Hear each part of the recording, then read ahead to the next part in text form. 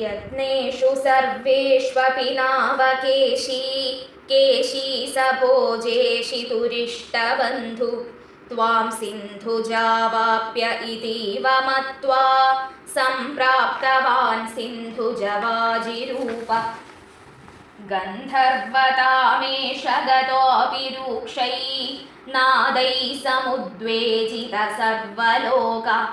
भवद्विलोकावधिगोपवाडीं प्रमर्द्य पापः पुनरापदत्वाम्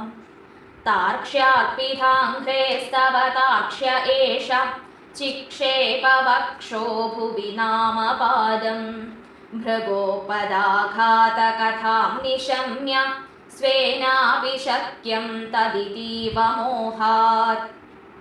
प्रवञ्चयन्नस्य पुराञ्जलं द्राग् अमुं च चिक्षेपिथ दूरदूरं सम्मूर्च्छितोऽपि ह्यतिमूर्च्छितेन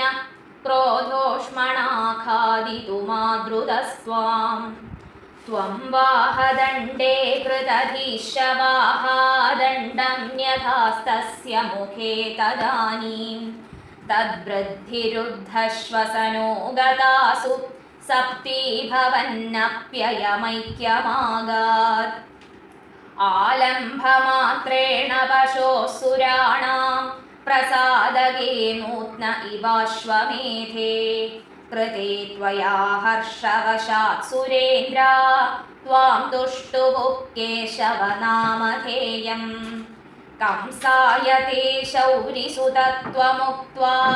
तं तद्वधोत्कं प्रतिरुध्य वाचा प्राप्तेन केशिक्षपणावसाने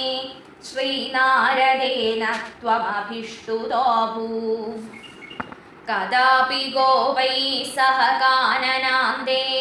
निलायनक्रीडनलोलुपं त्वां मयात्मज प्रापदुरन्दमायो व्योमाभिधो व्योमचरोपरोधी सचोरपालायितवल्लवेषु चोरायितो गोपशिशून् पशुंश गुहासु कृत्वापि दधे शिलाभिः त्वया च बुद्ध्वा परिमर्दितोऽभूत् एवं विधैश्चाद्भुतकेलिभेदैः आनन्दमूर्च्छामतुलां व्रजस्य